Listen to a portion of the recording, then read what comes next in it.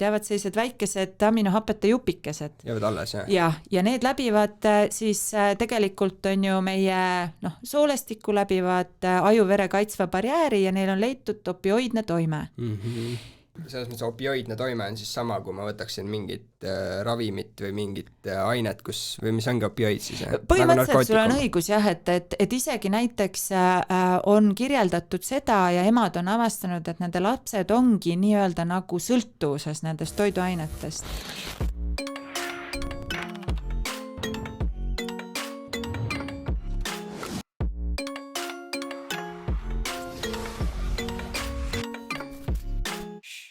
Tere tulemast kuulama Ajuvabaduse podcasti 11. episoodi. Arvestades seda, mis täna toimub siin maailmas, meil on koroonaviirus, meil on valimised, meil on Black Lives Matter, kõik hullus, mis toimub, ma arvan, et on aeg võtta korra väike paus, keskenduda ja vaadata enda sisse, mõelda sellele, mida me enda sisse paneme, just toitumine. Ma mõtlen toitumist ja täna on meil selle jaoks siin olemas inimene, kes teab väga hästi, mida enda sisse panema peab. Täna on meil külas toitumisterapeut Sirli Kivisaar. Tšau! No tere! Me juba plaanisime seda vist 6 aega tagasi. Umbes nii vist, jah. Ja nüüd leidsime selle aja lõpuks. Jah. Sa alustasid üldse Tartu Ülikoolist ja sotsiaalvaldkonnas oli niimoodi? Jaa, ma tegelikult hoopistükkis alustasin tõesti Tartu Ülikoolis ja seal ma olen lõpetanud sotsiaaltöö eriala. Aga olles päris aus, siis ma niimoodi sellise praktiseeriva sotsiaaltöötajana ei olegi mitte kunagi töötanud. Et noore inimesena, kui päris aus olla, siis ma tol hetkel, ega ma täpselt ei teadnud, mida ma eluga peale tahan hakata. Aga see tundus selline vahva eriala, mis on seotud inimestega tööga, nii et sellepärast see eriala valitud sai. Aga sealt edasi, jah, tegelikult paralleelselt sotsiaaltööõpingutega ma õppisin igasuguseid asju, mis mind huvitasid, nii et kui ma lõpuks oma need ülikooli õpingud lõpetasin, siis kui ma lugesin kokku need nii-öelda tunnid, mida ma sealt kõrvalt mingitel koolitustel läbisin, siis ma sain sama mahu, mis ülikooli maht oli. Et sealt edasi juba teevis oma rada. Ja ma vaatasin, et sa oled teinud mitu MTÜ-d asutanud, teinud oma firma ja kõik need nii-öelda sinu algatused on seotud inimeste aitamisega mingil viisil. Jah, kui sa nii ütled, siis tõesti nii on, jah. Et ei ole, et need kõik on kuidagi, kas ongi just psüühika, toitumine. Et ma tegutsengi, tegelikult ma tegutsen 2 valdkonnas praegu ka. Et siin on ju, ma olen selle toitumise poole pealt, aga mul on, üks jalg on toitumise valdkonnas ja teine jalg on seal psühhoteraapiate valdkonnas. Et praegusel hetkel jah, on siis toitumisteraapia nii-öelda eriala või nõustamise eriala see üks valdkond, mis mu ellu tuli iseenesest ja teine on nii-öelda elu tõttu minu esimese lapse raske haiguse tõttu. Ja teine valdkond on siis psühhoteraapiate valdkond ja seal kuidagi on niimoodi kujunenud, et nüüdseks ma peamiselt tegutsen mänguteraapia valdkonnas ja see on lastele mõeldud psühhoteraapia suund põhimõtteliselt. Ja praegu see ka niimoodi vaikselt kinnitab kanda ja järjest leiab rohkem kõlapinda. Tegelikult vajadus ka mänguterapeutide vastu on suur, nii et, või nende järele on suur, nii et need on need 2 sellist peamist asja. Ja tõesti, mõlemas valdkonnas ma tegelikult koolitan. Mõlemas valdkonnas siis mittetulundusühingutes või erialaühingutes olen tegev, nii et need jooksevad mul niimoodi paralleelselt. Mis sul, sa rääkisid, et sul siis juhtus lapsega mingi sündmus, mis pärast sa siis hakkasid vaatama toitumist, et mis see siis täpselt oli? Kui ma olin, ma enne juba, nagu ma ütlesin, igasuguseid erinevaid selliseid kursusi. Vähem nagu tõsiseid ja tõsiseid kursusi oleneb kelle jaoks ja mis vaatenurgast vaadatuna läbisin.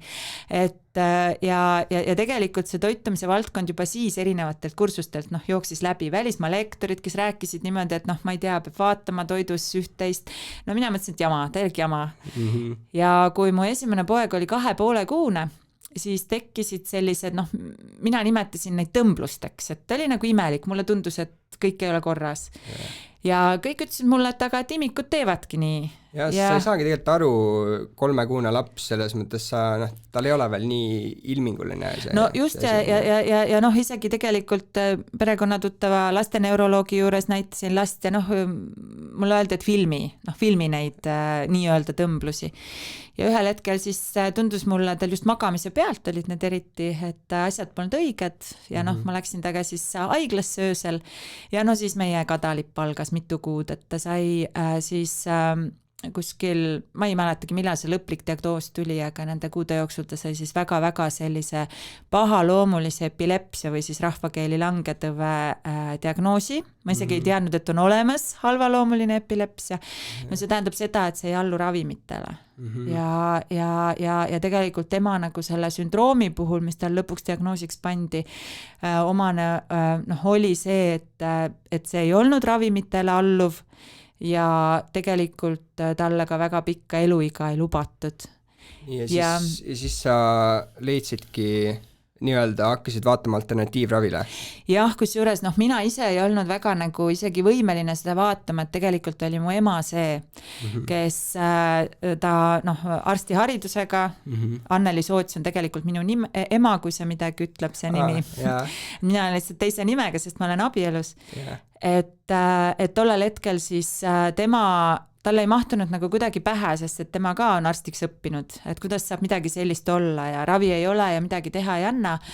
Ja ta hakkas kõigiga rääkima, keda ta nägi, kuulis, tundis ja lõpuks me jõudsimegi välja selleni, et võib-olla võib asi olla, tol hetkel küll mitte otseselt selles mõttes toitumises, aga et võib-olla on tegemist hoopis raskmetallide probleemiga, millega ta on võib-olla kokku puutunud. Ja siis me hakkasime saatsime proove Prantsusmaale, sinna teatud laborisse ja siis hakkas see asi vaikselt nagu liikuma. Ja ma olen ise öelnud selle kohta ikka seda, kui küsitakse, et kuidas ja miks ja kas sa julgesid või ei julgenud või ma olen öelnud, et kuna tegelikult käidi minuga seal haiglas juba rääkimas sellest, et ma pean ennast ette valmistama, et ühel hetkel laps on minemas. Et siis ma ütlesin, et mul ei olnud väga suurt valikut selles mõttes, et mu valik oli surm või surm. Et ma valisin tegelikult nii-öelda selle toitumisravi lootuses, et äkki sealt veel midagi tuleb, aga see kõige hullem stsenaarium oleks olnud mõlemal puhul üks ja seesama, nii et ma läksin seda teed, mis andis natukenegi lootust. Ilgelt raske asi, mis emana läbi elada, kui sul on selline valik. Ja aga ma olin valmis tegema kõike. Ja muidugi, ema instinkt lõi sisse ja... Kõike, et ma ikka ütlen, et see oli minu elu kõige raskem kriis siiamaani ja kindlasti õpetas väga palju, sest et ma otsustasin, et kuidas öelda, ma olin enne alati sisimas nagu sellist tohutut rõõmu tundnud elust, kõigest. Ja siis enam seda ei olnud.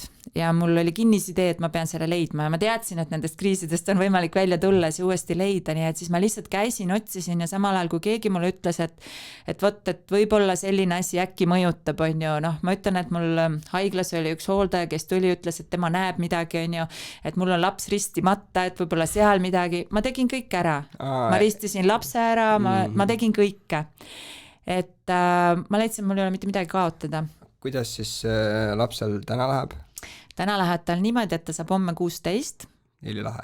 Selle diagnoosiga, sellel hetkel, kui me saime selle diagnoosi ja öeldi, et kõige vanem on elanud 14-aastaseks selle diagnoosiga.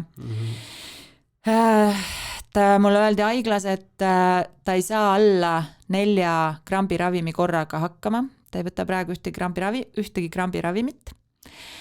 Ja ta on muidugi sügava vaimse ja füüsilise puudega, see haigus on võtnud oma, krambid on võtnud oma, hapnikupuudus on võtnud oma nende tagajärjel, krampide tagajärjel tekkinud hapnikupuudus.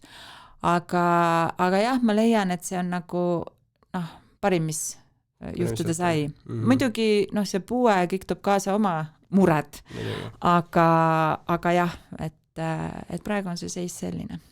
Mis see toitumine siis oli, mis tegi selle võimalikuks, et ta täna 16 on?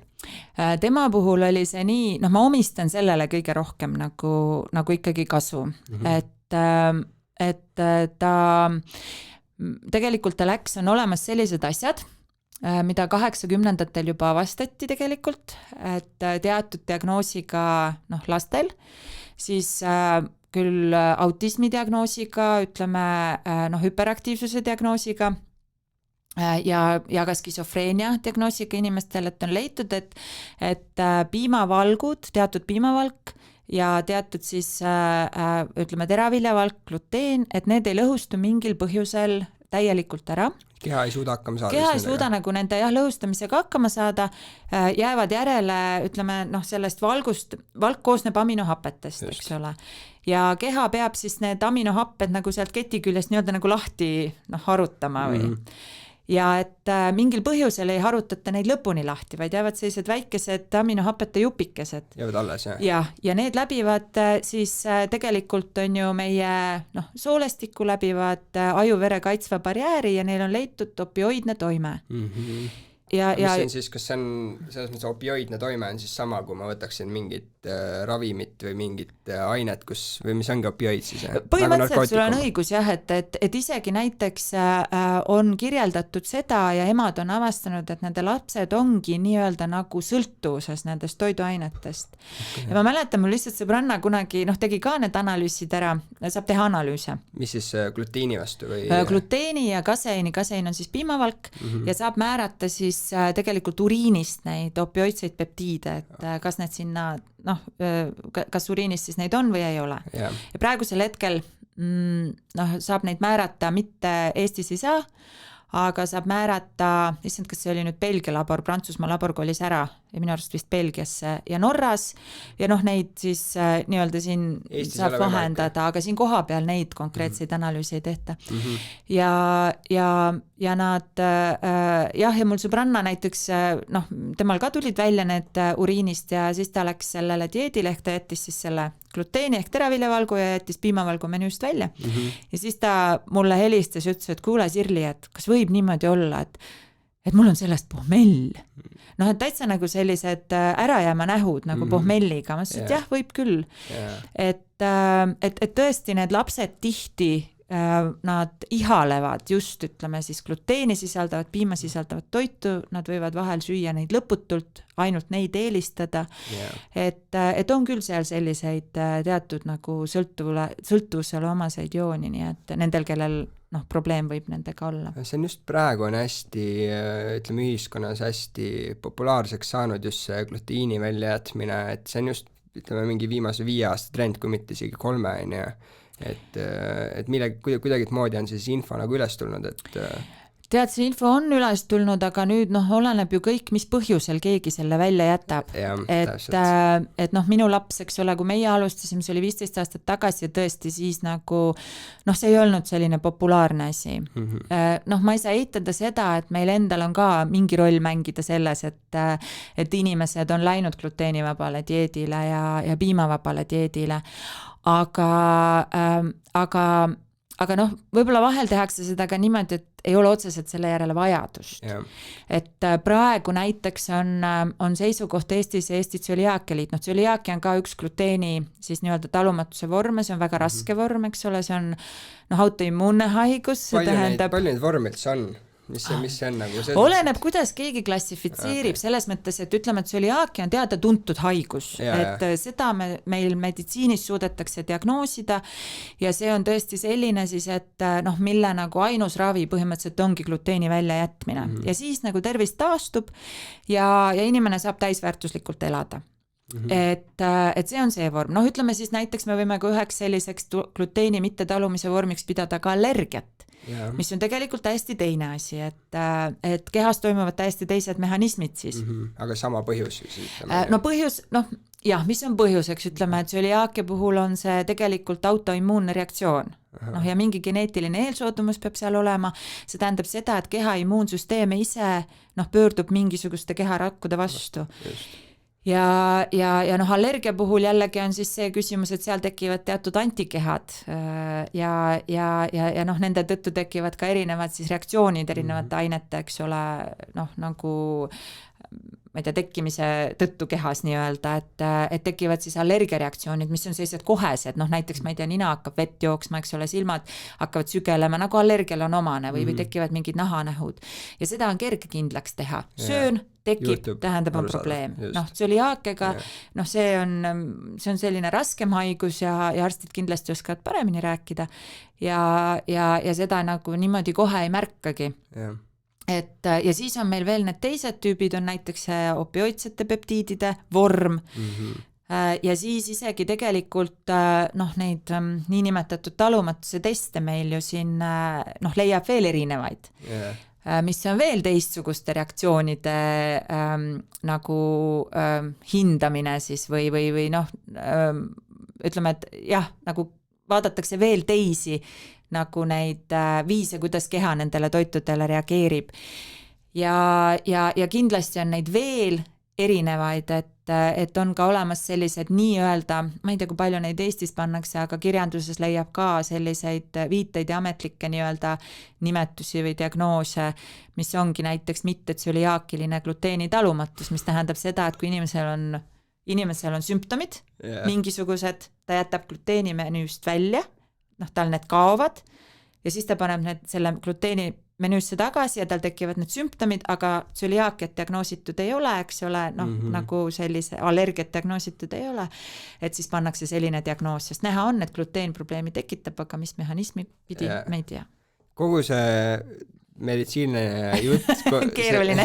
See paneb mul, no ühest asjast ma saan kindlasti aru, et inimeste kehad reageerivad täiesti erinevalt. Et see on nagu küll ainult see glutiini jutt, aga tegelikult me räägime ju absoluutselt kõigest, mis erinevad nii-öelda toitained meil on toidus, on ju? Peaaegu jaa, et selles mõttes, et noh, allergia puhul täpselt meil võib ükskõik millele põhimõtteliselt allergia olla, et meil võib olla maasikale, on ju, meil võib olla nisule, noh, gluteenile, võib olla teraviljavalgule, mis seal nisu sees on, no valgud tavaliselt tekitavadki seda allergiat kalale, millele iganes. Aga need opioidsed peptiidid, noh, need praegu teadaolevalt ei teki nagu millestki muust. Mul on isiklikult, kui ma üldse ise ka hakkasin natukene uurima selle toitumise kohta, oli siis, kui mul oli noorena oli nagu akne ja näos oli kogu aeg punnid ja noore lapsena või noh, ütleme teismelisena see ikkagi, noh, see on natukene niisugune asi, mis võtab sult enesekindlust ära ja ma tahtsin sellest lahti saada, on ju. Ja ma jõudsin selleni, et piimatooted ja suhkur, kaks asja, ja ma jätsin need ära ja see töötas. Mul oli ilusti, nahk oli puhas, pärast seda ei olnud niisugune rasune, on ju, eks ikka praegu ikka natukene on ju tuleb, aga sel hetkel oli nagu see natukene halvem olukord ja siis ma sain aru, et igal inimesel töötab erinevalt keha, sest kui ma käisin arsti juures, ütlesin, et mul on niisugune asi, ma lugesin internetisest piima ära, et ma näitab talle mingi ei ole võimalik, kindlasti mitte, ma olin ka mingi, mis asja, ma proovin, ma ei usu sind ja töötas. Et mul oli piim oli nii-öelda see halb asi. Praegu ma ikkagi söön ka, ütleme, kodujuustu asju, aga ma ei joo piima ja ma nagu ei lahmi sisse seda endale, on ju. Et jah, see on väga huvitav asi, millele inimesed ei pööra üldse tähelepanu, kahjuks. Jah, ja noh, võib-olla ka sellepärast tegelikult, et ütleme, et noh, me harjume, et võt küsimus ongi selles, et milline on siis see hea enesetunne või terve keha, et võib-olla meil siit-sealt midagi on, noh, me peame seda normaalseks, me isegi ei tea, et võiks olla kuidagi teisiti. No näiteks mingid seedeprobleemid, see on nagu kõige sellisem, noh, levinuv põhjus näiteks, miks inimesed hakkavad otsima abitoitumisest, et sellisel juhul võib toitumisega saada, noh, päris palju seal korrigeerida, jah, ja endal nagu paremaks seda seedimist. Aga mis siis üldse on, ütleme, kui me võtamegi, me praegu rääkisime küll väga ekstreemsetest juhtumitest, ütleme, on ju, et tõesti need opioidid hakkavad, et see ei ole see tavaline case, on ju. Jah, ei ole tavaine, jah. Et aga mis on siis see, mida üldse tavainimesel vaja on? Selles mõttes, mis on need põhiasjad, mis on nüüd kindlaks tehtud, et neid on vaja meil? Et mis peaks nagu menüüs olema selles mõttes, et millele me tähelepanu peame pöörama? Noh, üks asi, mis on see, et näiteks tänapäeval ollakse sellisel seisukohal või et millest me rääkida ei tohiks, me ei tohiks rääkida tervislikust toitumisest, mis tähendab seda... Mis see ei tohi? Jaa, see tähendab seda, et ei ole olemas tervislikku toitu. Et ühtepidi, et on olemas individuaalne toitumine, eks ole, igal ühele oma, aga teistpidi ka see, et ei ole olemas nii-öelda siis nagu kahjulikku toitu. burgerid, McDonald's. No vot, et me ei saa ja me ei tohi neid nimetada nii. Muidugi selles mõttes ma nõustun, et tegelikult ei tee kellelegi liiga, noh see pikemas perspektiivis, kui ma lähen ja söön ühe hamburgeri. Üks kindlasti mitte. Ja. Aga võt probleem tekib siis, eks ole, kui ma söön selliseid toite iga päev ja kogu aeg. 2 liitrit kokat ja see on see või noh, see on see, mida me näeme tänapäeval, on ju, mis on tõusutrendis selline toitumisviis.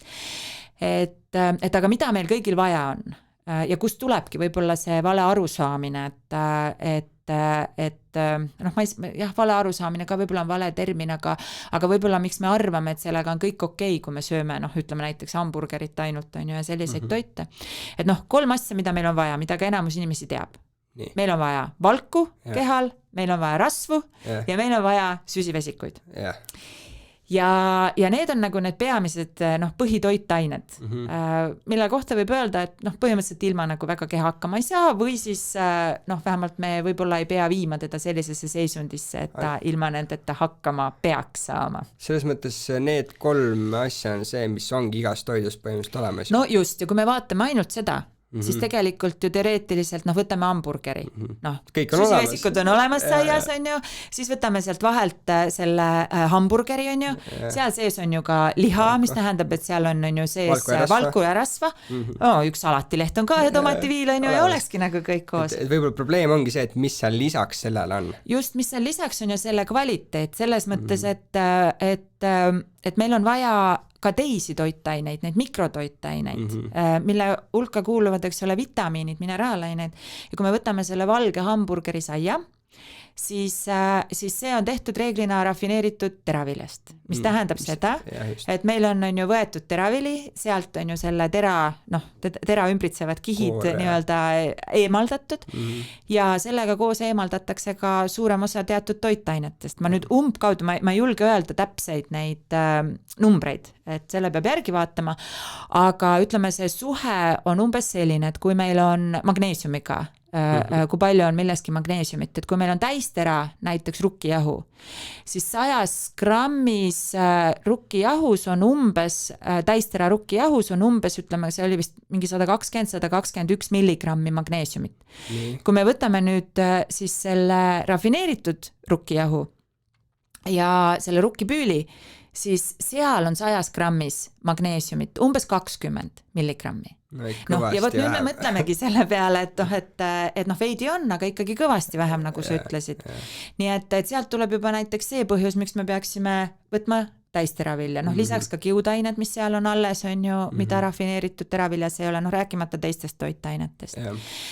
Ja need, sealt on puudu, ütleme, ka see valk, ma ei oska öelda, millest see hamburger koosneb, maitseb ta hea, aga et kui palju seal on ka seda kvaliteetset valku, seal tuleb mängu ka tegelikult see, millise rasvainega on see tehtud, millised rasvhapped seal sees on just. Ja see kõik mängib oma rolli ja see köögivilja puudus seal kõrval, et kui meil peab olema, kõige lihtsam võtta see taldrikureegel klassikaline, mida me enamus teame, on ju, aga seda ei järgi, et kui meil peaks olema pool igast taldriku korrast köögivili, siis sealt me seda ei saa. Et see üks leht salatit ja üks viil tomatit meile seda ei anna, nii et need on nagu need baasid või baasasjad, mis peaks olema, aga seal mängib oma rolli see kvaliteet, mitmekesisus, et võib-olla see on see ka see et tegelikult toitumise juures, mida mina ütlen, et eelistada seda terviktoitu, mis tähendab seda, et mida lähemal ta on loodusele nii-öelda, et selle asemel, et võtta see friikartul või valmis tehtud kartul, võtame selle päris kartuli sealt poest või maa seest või taluniku käest. Aga tead, kui eestlased on jõudnud, me näeme seda oma nõustamistel, et tegelikult, ma nagu naljaga vahel ütlen, et teate, et me peame õpetama tegelikult inimestele söögi tegemist või nad tagasi tooma selle juurde, et nad kodus hakkaks süüa tegema.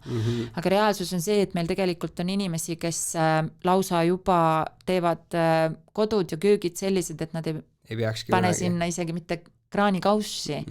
Et noh, vot see on see võib-olla, kuhu suunas me lähme ja kui me sinna suunas liigume, siis see teeb veidi kurvaks. jah, arvestades kõiki Boltid ja Boltid ja mis meil siin need toidu tellimisäpid on ja nagu... Ja no ma täiesti mõistan seda 3 lapse emana, töötav täiskohaga töötava emana, söögi tegemisest on võt nii palju, on ju, et ja iseenesest ju tegelikult ega ka sellel Woltil ja Boltil ei ole mingit probleemi, aga oleneb, mida me tellime ja tegelikult see söök siis mida meile pakutakse, võiks olla kvaliteetne. Siin tuleb muidugi jälle mängu see, ma saan aru, mida kvaliteetsema, parema ökotooraine sa võtad, seda kallimaks läheb hind ja siis sul jälle inimene ei osta, nii et see on see maailm, kus me elame. Jaa, nõiaring, täielik. Sa ütlesid, et meil on vaja neid 3 toitainet, on ju. Ma ise teen ketodieeti ja ma olen aru saanud, et mul ei ole vaja. ma tunnen, et ma tean, eks mis see ketodieet on, on ju. See on siis põhimõtteliselt, me lõikame süsivesikuid nii palju ära, et meil keha hakkab ketoone siis tootma ja me teeme rasvast, teeme siis endale energiat, on ju. Ja ma tean, et see nimelt su aju ikkagi toitub süsivesikutest ja sellepärast ma ikkagi iga kuu järgselt ma ikkagi teen korra mingid paar päeva, kus ma söön nii-öelda täidan enda need varud ära, on ju. Aga ma ütlen ausalt, et mina tunnen ennast väga palju paremini pärast ketodieedile minekut. Esiteks ma tunnen kergemini, mu kõht ei ole iga kord pärast söögikorda ei ole nagu niimoodi, nagu ma oleks söönud terve maailma ära. Ja üks asi, mis ma veel olen märganud, on see, et nüüd, kui ma teen neid nii-öelda cheat daysid ja täidan ennast ära uuesti süskaritega, siis mul on alati üliraske olla. Okei. Ei ole hullu. Kukun laamendama, et üks asi, mis ma küsin su käest natuke täpsustusi, sest tegelikult on nii, et see ketogeenne dieet on selline dieet, mis on praegu populaarne ja teine asi, mis sellega on see, et tegelikult ketogeenne dieet on olnud just epilepsia ravidieediks väga kaua. Ka haiglates täiesti ametlikult, mitte küll Eestis nii kaua, et kui minu laps haigeks sai, siis me uurisime ka seda, et kas tal oleks abiks, sest et just nagu nende selliste ravile allumatute epilepsiate puhul on väga häid tulemusi saadud ketogeense dieediga, et sellepärast ma nagu natukene sellest ketogeensest dieedist ka tean. Ja juba ammu tean, et aga mis ma tahan sult küsida, et kuidas sa seda ketogeenset dieeti nii-öelda järgid, et kas sa kaalud oma toitu, kas sa lihtsalt üritad süsivesikuid vältida, paned sinna köögivilja, paned loomset, et kas see on nagu enam-vähem niimoodi tunda järgi sa toimetad? Ma teen niimoodi, et ma tean, et mul on vaja rasva saada, ehk siis ma söön avokaadosid kindlasti, ma söön punast kala, on ju, ja siis panen sinna kõrvale iga toidukord, mul on põhimõtteliselt ma tegelikult söön nagu ma sööksin muidu, aga ma ei pane sinna kõrvale riisi ja pastat ja kartulit ja siis panen selle asemel võib-olla kas avokaadot või köögivilju, kogu seda asja. Et ma pigem lihtsalt olen ära lõiganud mingid asjad, aga ma nüüd ilgelt ei mõtle küll selle peale, et ma nüüd 75% mu toidust on rasv ja siis 25% on see, et ma niimoodi ei tee. Okei, sest et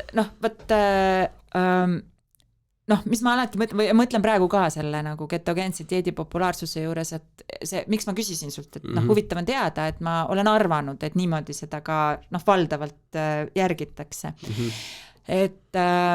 Et ma julgen arvata, et see ei ole klassikaline ketogeenne dieet, sest et tõesti see, mis sa ütled, et sa ei jälgi, et kui me räägime sellistest tõesti nagu ravidieetidest, mida kusjuures ketogeenne dieet praegu järjest nagu on tõusutrend ka selle poole, et ketogeenset dieeti kasutatakse vähiravis ja tegelikult päris nagu efektiivselt vähemalt nagu siiamaani uuringud ja loomkatsed ja kõik on seda näidanud. Ma tead ka miks? Ja ma tean miks, sellepärast, et seda hakati tegelikult uuriti loomkatsetes esmalt, on ju, hiirtega või laborikatsetes ja hakati uurima sellepärast, et ajuvähk on üks keerulisemaid vähke, selles mõttes, et sinna ligi pääseda on, eks ole, keerulisem ja kahjustused on nagu suuremad kui ka lõigata ja leiti, et tõesti see ketogeenne dieet aitab nii, ütleme näiteks ka ravi ajal, kiiritusravi ajal keemiaravi ajal aitab nagu rohkem seda vähki kuidagi, kui ma nüüd õigeid termineid nimetan, et noh, mina vähemalt niimoodi saan aru, et aitab teda rohkem nagu lokaliseerida ja hiljem ka, kui lõikusele peab minema, on noh, arstidel nagu seda lihtsam kõike teha, aga ka hoitakse kontrolli all vähkisid sellega. Okay. Ja see põhjus, seal on nagu mitmeid põhjuseid, et üks põhjus niimoodi, nagu mina aru olen saanud, on see, et noh, samamoodi vähirakud nagu meie keharakud vajavad toitu ja toitaineid. Ja tegelikult glükoos samamoodi, et väidetavalt siis ka vähiraku pinnal on neid nii-öelda insuliinretseptoreid rohkem kui meil isegi tavalise terve raku pinnal. Et see tähendab seda, et see insuliin, noh, retseptor on see, millega insuliin ühineb. Insuliin on hormoon, mida eritab siis meie pankreas, kõhunääre. Ja seda eritab keha siis vastavalt sellele, kui palju me saame toidust süsivesikuid, või ütleme glükoosi siis. Ja see insuliin ühildub siis seal rakuretseptoriga, et siis noh, saaks seda glükoosi rakku viia. Nii et noh, kui on ka rohkem insuliinretseptoreid, eks ole, noh, et siis ta nagu kasvamiseks oleks vaja rohkem. No jah, et ta saab nagu rohkem seda energiat kätte. Ja noh, kindlasti seal taga nagu see biokeemia kõik on, noh, ongi kõvasti keerulisem, et sinna, noh, ma ei julge nagu nii sisse minna. Et aga jah, et on leitud, et siis kui jätta see süsivesik nii palju välja kui võimalik, et siis see aitab nende vähkide puhul ja isegi eesti keeles on ilmunud üks raamat küll nagu spetsiifiliste juhisteta, aga noh, nüüd aastate jooksul on ka need juhised, dieedijuhised veidi muutunud sellepärast, et kõige efektiivsemaks alguses tegelikult peeti ka piiratud kaloraažiga dieeti. Noh, et need ketokehad, mida sa mainisid, on ju, et neid tekiks rohkem, sest seal on leitud ka teatud nagu see kehade määr või see ketoosi, ma ei tea, tase või mida määratakse, et millel on see toime. Ja noh, need ravidieedid on sellised, kus tegelikult see süsivesik on palju piiratum ja tegelikult ka valk on piiratum. Ja miks? Sellepärast, et noh, me peame saama kätte selle valgu, mida meie kehal on kindlasti vaja. Me ei tohi saada teda vähem, sellepärast, et kui me ei anna valku toidust, siis noh, keha vajab ikka erinevate struktuuride ülesehitamiseks, hormoonide tootmiseks, neurotransmitterite tootmiseks, mis on siis närvivahendusained, noh, ensüümide tootmiseks, igaks asjaks tegelikult on vaja meil valke. Ja ta hakkab neid võtma siis meie kehast endast. Nii et valku ei tohi välja jätta, aga ütleme, et valgust tegelikult on keha võimeline tootma glükoosi, mis tähendab seda, et kui me valguga liialdame, siis tegelikult ei pruugi meil seda ketoosi seisundit tekkida, mida me soovime. Ja noh, sellepärast nagu ei pruugigi see ketogeenne dieet, mida nagu tavainimene niimoodi peab, ei pruugi olla see ketogeenne dieet klassikalises mõttes ja tegelikult tema keha saab sealt need oma vajalikud ained kätte. Et noh, teist teed kaudu lihtsalt on ju ja tegelikult kui sa võtad sinna ohtralt, mitte süsivesikut, vaid kui sa võtad oma selle lihatüki või avokaado kõrvale, võtad teisi köögivilju, kui sa veel mingeid puuvilju sööd, sa saad sealt oma süsivesikuid, tomatist, sa saad sealt ka neid kätte. Et ma olen ise kogu aeg niimoodi võtnudki selle, et ma lõikan välja üleliigsed ebavajalikud süsivesikud, ütleme niimoodi. Sest ma reaalselt tunnen, et no kommi asju mul niikuinii pole vaja, et see on täiesti lihtsalt maius, on ju. Aga ma olengi lugenud, et brookolites, lillkapsastes, kõigis on süsivesikut, aga seal on nagu seda fiberit ja seda kiudainet ka. Et kui need kaks nagu kokku panna, siis see läheb nagu, siis see on väga hea ja super sulle. No muidugi mina ise, ütleme, mis ma mõtlen näiteks sinu puhul, mõtlen ka seda, et mis see süsivesik näiteks on, mida sa sööd, kui sa teed neid nii-öelda siis süsivesikupäevi, et seal seal võibki olla ka, näiteks ma toon ühe näite ühe oma praktikast, et igasuguseid dieete on ja üks klient mul hästi vahva naisterahvas, kes ühte väga nagu sellist piiratud kaloraažiga ja tegelikult hästi nagu sellist seal oli, see dieeti pidas ka kaalu pärast ja ka tal oli see mure, et seda peeti mingi kindel aeg, eks ole, ja kui ta selle lõpetas, hakkas jälle sööma üht-teist, on ju, et siis tal tulid oma terviseprobleemid tagasi, peavalud olid ühed nendest muredest. Ja siis ta sattus minu juurde ja siis ta oli selline vahva naine, et tal olid kõik asjad üles kirjutatud, mida ta selle dieedi ajal sõi ja siis me saime seal kohekesi hakata uurima. Ja siis ma mõtlesin, et okei, 500 kilokalorit, on ju, mida ta nagu jälgis. 500, mis on muidugi väga-väga vähe, ma ütlen, et kaalu langetamiseks ei ole ka see ideaalne, sest et tegelikult on leitud seda, et kui me liiga piiratud dieete kasutame kaalu langetamiseks, siis tegelikult pikemas perspektiivis me teeme oma kehale liiga, sest et meil võib küll kaal nagu kiiremini võib-olla langeda, aga kui ta pärast tagasi tuleb, mida ta kindlalt tuleb, sest inimene ei suuda nälga pikalt kannatada, siis ta tuleb tagasi rohkemgi kui oli enne, just. Et aga okei, on ju, et inimesed valivad igasuguseid variante ja siis me hakkasime temaga vaatama seda toitumist, et mis seal siis on, et näiteks mis tal siis menüüs on puudu, kuidas ta dieeti peab ja mida ta sinna sisse paneb pärast, kui ta selle dieedi lõpetab, mis tal olemise kehvaks teeb. Et küsimus tema puhul ei olnudki niivõrd ala nendes süsivesikutes või asjades, vaid me saime jaole, et see oligi gluteen. Gluteen, jah. Sest ta pani selle teravilja sinna ja kuna tal oli, ma ei tea siis, ma ei oska öelda, mis toimega nii-öelda see talumatuse vorm, aga kui ta selle menüüsse pani, tekkisid tal peavalud, tekkisid probleemid tagasi ja tegelikult ta sai pärast sööma, see tähendab seda, et ta sai normaalselt sööma, aga ta jättis selle gluteeni välja, tal kadusid peavalud ja ta sai nagu edasi toimetada, ta ei pidanud pidevalt selle piiratud dieedi juurde tagasi minema, et vot see on see sama küsimus, mis ma endalt küsin, et võib-olla on küsimus, eks ole, ka selles, et kui ma mingi dieedi, kus mul süsivesikuid sees ei ole, katkestan, et siis äkki on küsimus mingist teisest toitest. Muidugi ka tänapäeval, ütleme see gluteenitalumatus ja siin räägitakse ka sellest, et ei pruugi olla gluteenitalumatus, vaid võibki olla mingite süsivesikute talumatus, mis on ka tegelikult teraviljas sees. Et seal on niivõrd palju neid nüansse, et aga tõesti igaüks on individuaalne ja tuleb siis niimoodi vaadata, et mis see on, et millestki kehas puudu ei jääks.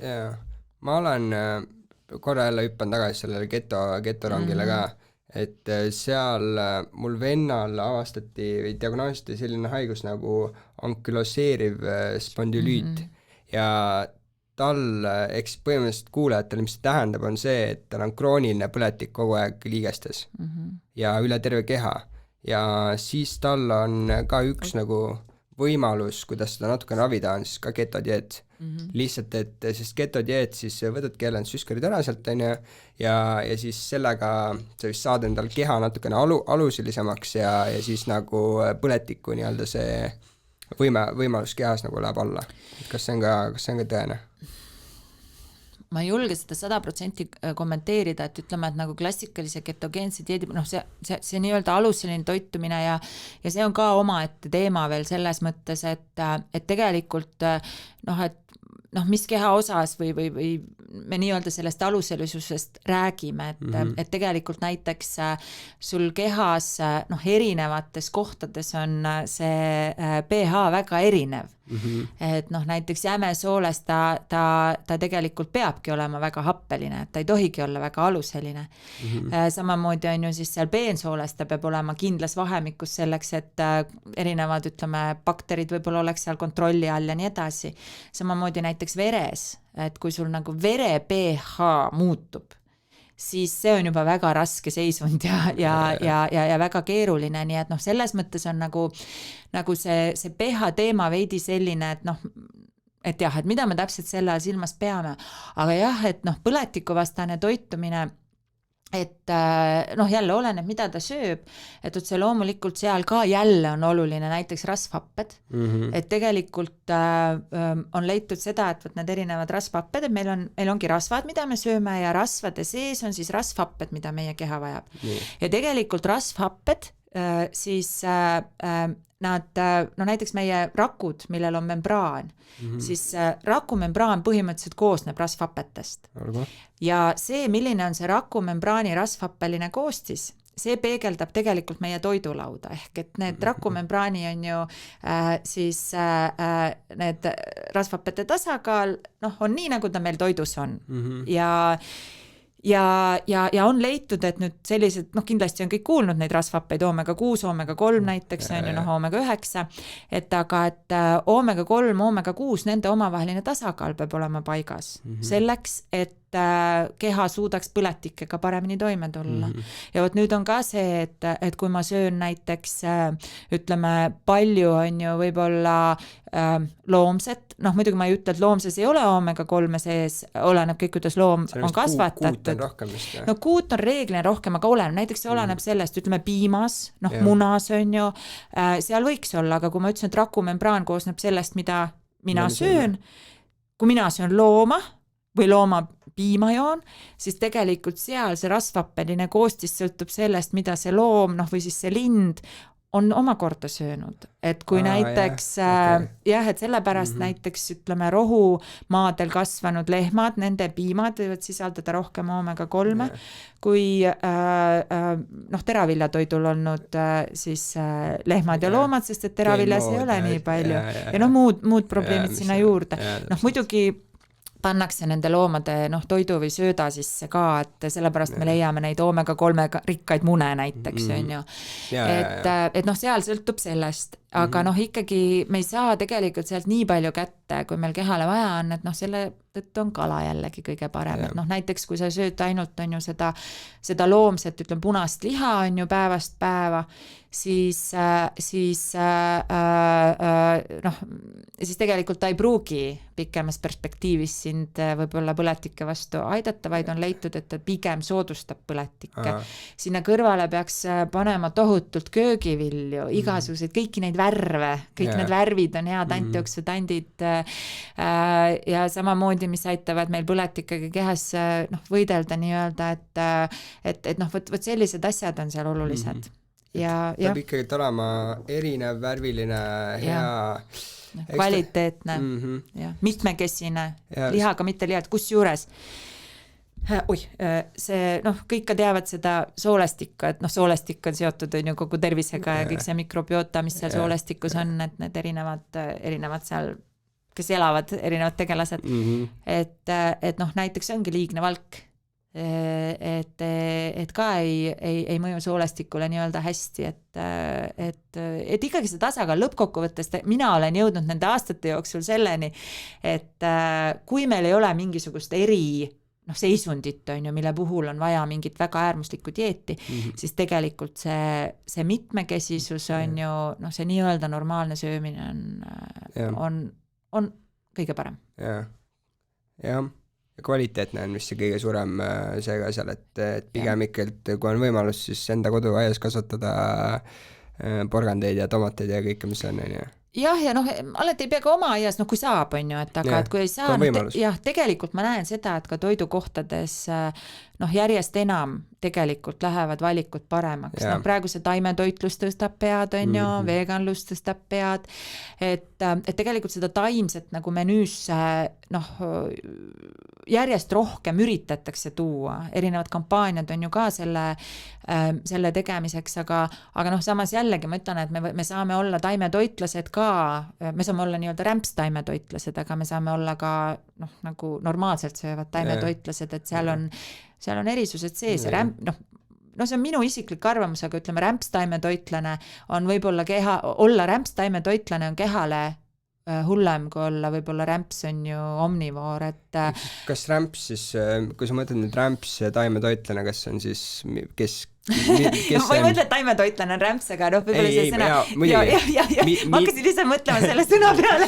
et valesti mida ta sööb siis nagu? Just on ju, et nagu rämps taimetoitu, et tead, ma pean selle silmas seda, et minuni samamoodi on jõudnud noored, kes on taimetoitlased, aga mida see tähendab? Ta ise endale süüa ei tee, no ma ei ütle, et see on iga taimetoitlase kohta nii, aga need on nagu need sellised äärmuslikud näited, et noh, näiteks ta pöördub suure väsimusega, on ju. Koolis käia ei jõua. Ja kui me hakkame toitumist vaatama, ta on taimetoitlane, siis põhimõtteliselt, noh, mida ta sööb seda, mida kätte saab. Ja mis see on siis, kui sa lähed kuhugi söögikohta või mida alati saab, ongi alasai. noh, see on taimetoit, on ju, noh, ma võin süüa seda igal pool, on ju, jah, et kui ma niisama a la söön seda taimetoidu hamburgerit, on ju, ja võtan kõikidele nendele nii-öelda noh, omnivoorile omaste rämpstoitude asemel lihtsalt taimsed versioonid, siis tegelikult see võib teha kehale veelgi rohkem liiga, sest mul isegi valku ei ole seal. Noh, et siis tekibki, noh, siis tekivad nagu need käärid. Et mõlemad tegelikult nii taimtoiduline kui omnivoor tegelikult mõlemad saavad teoreetiliselt oma toitumisega kõik asjad kätte, mis neil vaja on, lihtsalt üks peab natukene siis otsima rohkem valku ja kõike muud. Ja taimetoitlen, kui me räägime nüüd veganist tegelikult. Täiesti veganist, jah. Jah, et siis jah, ta peab rohkem vaeva nägema ja tegelikult ikkagi B12 vitamiini on kõige rohkem taimest kätte ei saa. Seal on seda, aga ta on sellises vormis, mida keha ei taha hästi omastada. Ja ikkagi see on nagu kõige levinum puudus. Aga siis see munadest asjast saab või? Jaa, munad, piimad sealt saab, et noh, et see, kui need on menüüs, ei ole niimoodi muret, aga kui ei ole neid menüüs, et siis ikkagi, no midagi teha ei ole, õnneks tänapäev seda võimaldab, seda tuleb lihtsalt juurde võtta, hoida silm peal sellel noh, B12, jah, selle näitajal, et närvisüsteemi jaoks väga oluline, tegelikult DNA uuenemise jaoks väga oluline vitamiin, et noh, parem on, kui teda puudu ei jää, eriti kasvueas lastel, et noh, tuleb nagu silm peal hoida just nagu närvisüsteemi arengu seisukohalt, et kui on, ütleme, noh, võt siin vahepeal oli ju meedias, mõned aastad tagasi oli see vist, kus oli poleemika, et taimetoitlaste lastel või noh, ütleme veganite lastel seal ja kellel siis mingid tõsised tervisemured olid ja haiglasse sattus ja noh, eks arstid on selle pärast mures, et nad ju näevad neid, noh, praktikas neid juhtumeid. Et lapse keha ikkagi ei ole sama, mis täiskasvanud juba ja ta... noh, ja kui emal on sellest puudus, kui imikul on puudus, kui ta seda ema kaudu ei saa, toidust ei saa, kui ta hakkab seda noh, nagu tahket toitu juurde saama, et siis see noh, tekitab probleeme, et siis sellepärast noh, lihtsalt nagu võib-olla ma kutsun üles mitte kartma neid lisandeid nendel, noh, kes on veganid, et pigem võib-olla isegi karta, kui kahetseda, et hea küll, täiskasvanuna tee, mis sa tahad oma kehaga, aga et noh, nii palju lapsest hoolida, et noh, analüüse saab teha ja tegelikult praegu vist tehakse isegi imikutele väga regulaarselt seda B12 analüüsi ja väga paljudel imikutel on Eestis seda saab teha Eestis, ja isegi mitte vegan lastel, aga omnivooridest lastel on ka selle B12 puudus päris levinud, nii et seda nad teevad analüüsina ja siis noh, ei tasu karta neid selles mõttes lisandeid, et mingi puuduse likvideerimiseks ei tee nad liiga. Jah, väga selles mõttes on küll, ma olen isegi mingid lollusi kuulnud, kuidas, no see on tõesti minu jaoks täielik lollus, kuidas veganid panevad oma koerad ja kassid ka siis lõpuks nagu see läheb juba koomiliseks, see on juba siuke küsimus, mida sa teed, on ju? No minu jaoks, ma olen nagu sellel seisukohal, et noh, ma üritan austada inimeste valikut, et igal ja tänapäeval noh, on võimalik, on ju niimoodi elada, aga ma selles mõttes ise ei mõista ka hästi kassi ja koera veganiks muutmist, sest et nad on tegelikult loodud ju lihasööjaks või vähemalt, no ütleme koer vähem võib-olla kui kass, aga ikkagi ta ilma lihata ei saa või loomseta ei saa, et jah, ma seda ka väga ei poolda, et siis võib võtta endale looma, kes on tõesti taimetoitlane, nagu looduse poolt ka loodud, et ma olen ise ka muidugi selles mõttes söön kõike, aga kui ma näiteks pallil käisin, siis seal on see kliima ja see asi on kõik nii kuum ja see väsitab mind juba nii palju, et ma seal näiteks ei tahtnudki süüa liha. Seal ma olin täiesti rahul, mu keha isegi ei ütelnud, et kuule, võtame ühe selle ka. Mitte mingil juhul, võib-olla vahepeal oli selline, võtame kala, on ju, et seda on vaja, aga seal, noh, see on nagu täiesti teistsugune keskkond. Kohe, kui ma Eestisse tagasi tulin, oli veel talv ka, mul kohe keha ütles, et kohe davai. Midagi tugevat on vaja. Ja, mul on vaja midagi närida nagu. Aga noh, tegelikult noh, ongi, vaat siin on alati ka see küsimus, et mida me peame selleks nii-öelda normaalseks söömiseks. Et tegelikult meie me ei vaja nii palju liha, kui me tegelikult sööme. Meil ei ole vaja 3 korda päevas, vahepala ka panna mingit on ju liha või loomset. Et kui vaadata, noh, meil nüüd Eesti Toitumisteraapia Assotsiatsiooni toidupüramiidi, aga ka vaadata praegust riiklikku püramiidi, siis seal põhiosa moodustab tegelikult ikkagi köögivili, puuvili on ju, teravilja juurde, see loomne on seal püramiidi ülemises otsas ja punast liha 2 korda kuus, meil ei ole rohkem vaja. Et ongi niimoodi 2 korda kuus. 2 korda kuus, et meil tegelikult ei vaja rohkem. Et ja kui meil on loomset, eks ole, noh, muud ka menüüs, seal muna on ju, võib-olla juustu ja tegelikult, noh, võt üks asi veel, mis eestlased minu arust nagu on või tavaks või ma ei tea, kuidas neid nimetada, ma nimetaks eestlasi piimarahvaks või piimatoodete rahvaks. Et üks asi on see, et me sööme nagu liha palju, on ju, aga me sööme ka tohutult palju piimatooteid. Ja laste puhul, noh, ma näen seda, kuidas tegelikult vanemate mure on ka, on ju, no lapsed peavad saama piima. Või noh, või siis ütleme, ma isegi piima all pean silmas piimatooteid ka. Aga see on mõte, et kaltsumi pärast vist on see. No see on see, mis on inimese hirm, jah. Et tegelikult, noh, ei saa eitada, et piimas nüüd just on ka, on hästi kaltsumi, muidugi on ka teatud juustudes, aga piimast me saame teda väga hästi kätte. Et sealt tuleb nagu see nüanss ja ega ei tähenda seda, noh, muidugi piima me võiksime juua ja võib juua, aga võt küsimus on ka sellest palju, et võib-olla meile päevas näiteks piisab ühest klaasikesest piimast ja viilust juustust, aga mitte pakkide kaupa on ju, et niimoodi, et ma lähen ja joon päevas liitri piima või iga toidukorra kõrvale piima ja noh, näiteks laste puhul ma ei tea, palju sul siin vaatajaid ja kuulajaid lapsi on või lastevanemaid, et aga kõik, kes kuulavad. Et noh, mida mina näen on see, et lapsed ka söövad liiga palju piima, piimatooteid ja joovad liiga palju piima ja tihti on ka niimoodi, et on noh, mured tänapäevalt, lapsed ei söö ja noh, pöördutakse nõustaja juurde. Üks asi, mida mina kohe ütlen, et mõelge näiteks läbi, palju laps piima joob. Sellepärast, et tihti lapsed armastavad piima ja siis on niimoodi, et nad joovad ära klaasikaupa, enne sööki näiteks joovad klaasi piima, aga see ei ole janu kustutamiseks, see on põhimõtteliselt söök, sest selle peal kasvab vasikas päris kiiresti, päris suureks. Kõik need toitained, millest me rääkisime, on seal olemas ja palju suuremas kontsentratsioonis, kui on näiteks rinnapiimas, noh, inimese rinnapiimas. Et see tähendab seda, et on päris toitev. Ja kui meil on menüüs või lapse menüüs on nii palju piimatooteid, siis kuhu mahub see köögivili, mida me tahame, et nad sööks? Ta ei mahugi kuhugi. Et noh, natukene võib-olla vaja, noh, vaadata meil kõigil tegelikult, ega see lapse toidulaud peegeldab tihti ka vanemate toidulauda, mida ma endale sinna valin, mida ma perele serveerin, on ju, et noh, see on see tänapäeva probleem, on see köögiviljade vähesus, lapsed ei söö, noh, täiskasvanud tegelikult ei söö, ei armasta, et see on see, mille osakaalu peaks suurendama ja no muidugi see omega-3 söömine või noh, saamine toiduga. Ma seda omega-3 on terve elu on käinud kõrvalt läbi ja õnneks minu pere on see algusest peale, kes sööb kala ja kes sööb punast kala ja kes sööb kõiki kala. Et mul võib-olla, ma ei ole kunagi tundnud ennast nagu halvasti, mul oli kogu aeg, miks ma üldse läksin geto peale, oli see, et ma tulin koju pärast päeva, ma sõin ära ja siis ma olin täiesti läbi omadega. Et mul oli nagu see probleem, ma tahtsin sellest lahti saada, ja see algas sellest suhkru eemaldamisest ja siis ma leidsin veel viisi ja nüüd ma leidnud enda jaoks väga nagu ilusa koha, et ma ikkagi, nagu ma ütlesin, et kuu aja järel ma ikkagi täidan, söön mingit nii-öelda kõik oma isud täis ka, et ma ja sellest piisab. Ja sellest piisab, mul on 6 korra vaja, ütleme nii-öelda halbu süskareid ka endale sisse panna, aga ma olen isegi kuulnud sellisest dieedist, nagu on carnivore dieet, kus inimesed, see oli üks Jordan Peterson, üks kuulus kliiniline psühholoog, tema tütre oli ka see, mis on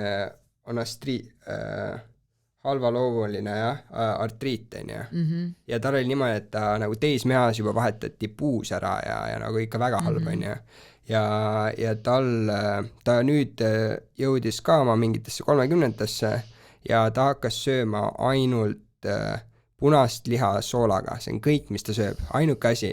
Ja tema nagu promob seda, tal on sotsiaalmeediates on 100 000 jälgijaid ja inimesed ütlevad, et neil töötab see ka, et noh, see on nagu siuke väga-väga ekstreemne. See on ekstreemne jaa, aga noh, tegelikult kui me vaatame, noh, ütleme, et kui vaadata ka ajalugu ja seda, kuidas ju noh, inimene on selles mõttes üks huvitav loom, et tema saab hakkama alates kõrbest kuni on ju kuhugi nagu väga kaugele põhja on ju, kuskil lumistel väljadel on ju, ta jääb elama. Ja tegelikult see toidulaud on ju üle maailma niivõrd erinev, aga tegelikult seal on jälle nii, et muidugi see traditsiooniline toitumisviis kaob on ju, noh, põhimõtteliselt vaikselt selle läänestumisega igal pool. Aga ka see toidulaud on noh, selles mõttes väga erinev, ütleme, et kui me võtame seal inuitid on ju, et siis nemad ju, nende menüüs on ju jää, talv, nad ei, kus nad saavad? Jaa, aga kus nad saavad? Nad ei saa ju taimset, noh, seda, mida meie saame. C-vitamiini me peame saame värskest on ju, puuviljast või jah, et no kus nad võtavad seda, aga samas kehal on seda vaja, aga nad saavad kuskilt selle kätte.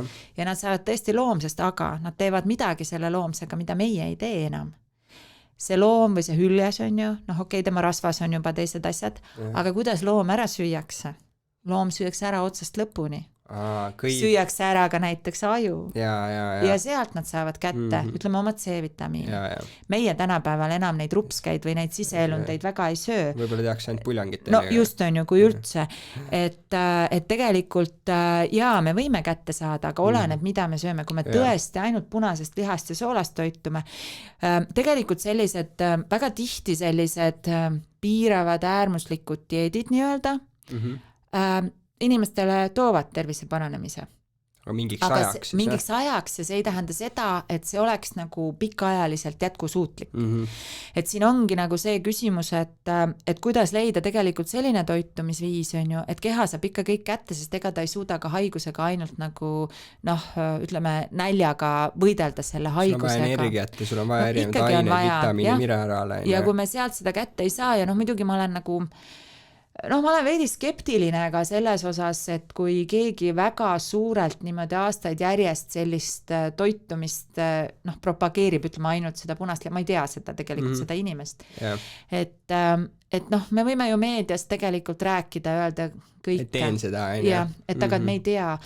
Et noh, ütleme, et ka siin praktika näitab, mis ma lugenud olen ja no tegelikult ka paljud, keda ma tean, kes on katsetanud erinevaid selliseid äärmusi ja ütleme, ühel hetkel ka väga-väga populaarne oli toortoitumine ja mindi ka, noh, üle maailma minnakse ka väga äärmuslikuks, kus süüakse ainult õunu või midagi sellist või ainult rohelist Steve Jobs heina. Tegi seda õuna asja. Ja midagi nad tegid, et tegelikult mingi aeg suudetakse, aga ka noh, kirjanduse statistika ütleb, et ühel hetkel noh, enam ei suudeta ja enam ei jätkata ja ikkagi nagu noh, minnakse mitmekesisemaks tagasi.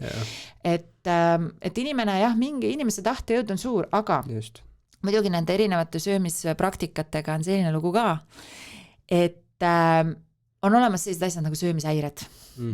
Ja meil on ju noh, kõigile teada-tuntud on need anoreksiad, buliimiad on ju noh, nüüd ka ortoreksia, mis on siis selline, ma ei teagi, kas ametlikult seda diagnoosi pannakse, või kas ta on nagu diagnoosina juba Eestis noh, nii-öelda ametlikult pandav, aga ta on olemas klassifitseeritav.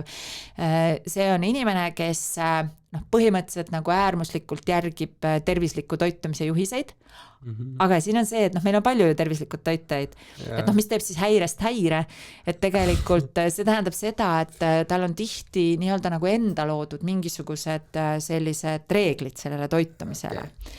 Ja muidugi, mis teeb ka häirest häire, on võib-olla see, et kui see niisama nii-öelda tervislik toituja noh, jälgib oma toitumist ja ta vahepeal eksib või võtab seal, ma ei tea, ühe jäätise või sa sööd ära oma selle hamburgeri või mida iganes on ju, siis ei tunne ennast pärast väga halvasti, noh, vaimselt. Aga võt tema ei suuda endale seda lubada. Ja kui ta seda teeb, siis noh, see tekitab nagu väga, väga suuri raskusi. Et miks ma nendest söömishäiretest räägin selle pärast, et nende noh, isegi näiteks veganluse juures, et noorte seas on veganlus on ju populaarne. Trenditeel juba mõnda aega, et on leitud seda, et veganite hulgas on rohkem siis neid niinimetatud destruktiivseid söömiskäitumisi, mis tähendab seda, et see veganlus võib peita või varjata söömishäiret.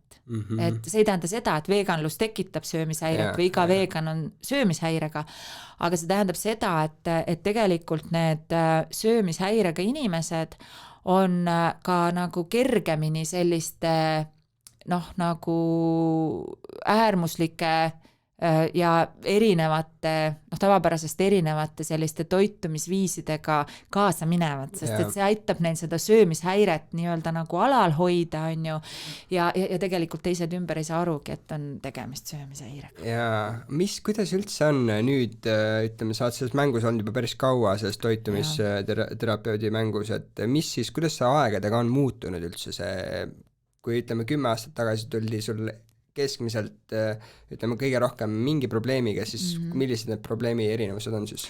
Mul on natuke keeruline sellele vastata, sellepärast, et jah, nüüd juba vist peaaegu, ütleme, et vaikselt kui mõelda selle peale, millal me alustasime oma lapsega ja nii, siis kokku tuleb 15 aastat on ju ja peale võib-olla, et muidugi me alguses ju, kuna lapsele said tehtud need opioidsete peptiidide analüüsid, siis me sealt kaudu alustasime, siis me tegime neid, on ju, siis oli see meile nagu selline kõige olulisem ja siis sealt edasi tuli tegelikult see nagu oligi meie huvi see, et aga miks nii on, et ja samamoodi, aga siis tulid kõik need uuemad toitumisviisid ja kirjandust, mida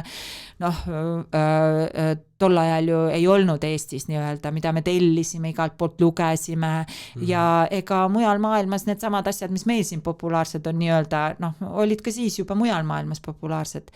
Ja ma ütlen, et see seis oli naljakas, et tol ajal ma oma lapse panin nii-öelda ökotoidule ja ma tellisin gluteenivaba beebiputru Šveitsist, sellepärast et seda ei olnud saada, Tartus oli ökohirss oli defitsiit ökopoes et praegu on see sama beebitoit igas suuremas on ju toidupoes saada ja ökohirss pole ammu enam defitsiit, aga mõelda, et see on tegelikult nii lühikese aja jooksul muutunud.